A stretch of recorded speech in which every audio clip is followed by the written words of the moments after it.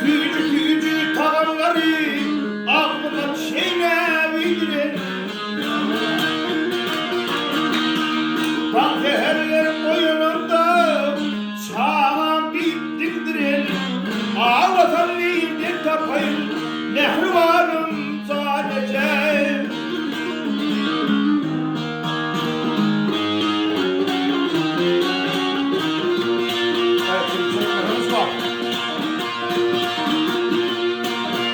Ey bu yetimlik uğrasın diye yok bu zavat yapılar.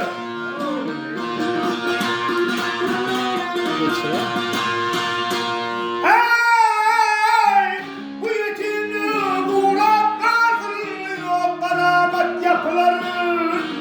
Sana basın ağrafada yelken yenip depilir.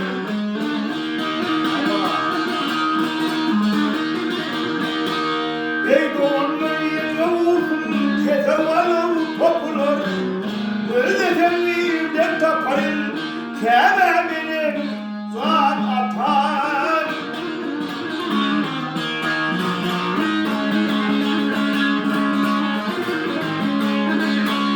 Ey oturun cemaat kövellar alayım.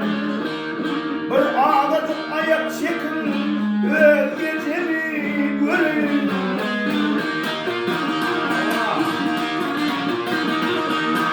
Barı aydın gelir aylay bir hem zalim birin. Barı aydın gelir aylay bir hem zalim birin. Bu elde temliğimden tapayım kememini zan atan.